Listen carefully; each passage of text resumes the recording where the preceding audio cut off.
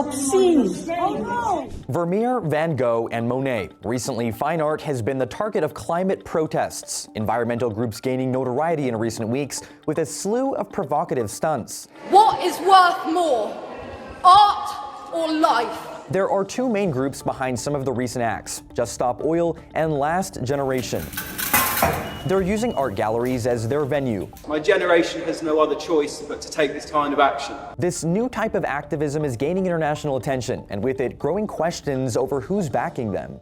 Change is coming, whether you like it or not. Just Stop Oil is open about their funding, saying money comes from the Climate Emergency Fund, founded by Getty, granddaughter of oil tycoon John Paul Getty. The Gettys are considered the 56th wealthiest family in America, with a net worth of $5.4 billion.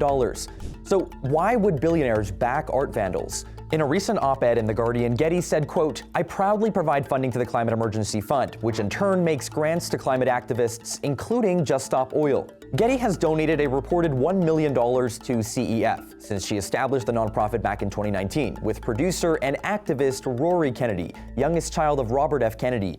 According to Mother Jones, Just Stop Oil is the biggest recipient of CEF funds this year, with $1.1 million out of a total of $4.5 million in grants dispersed to dozens of climate organizations across the world, including Last Generation and another environmentalist group known as Extinction Rebellion. There's been significant changes in what we know about the horrors to come. Roger Hallam is a co-founder of Extinction Rebellion. He says their message is clear. You don't have a choice. You have to enter resistance and you have to go to prison. That's what you have to do.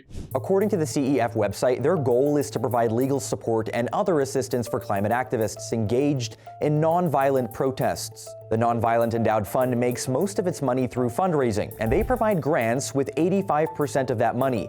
Grant size is determined by the funding needed, but they say most of the grants they dole out are between $30,000 and $80,000. Since CEF was founded in 2019, they have funded 94 organizations, trained more than 22,000 climate activists, and mobilized over 1 million.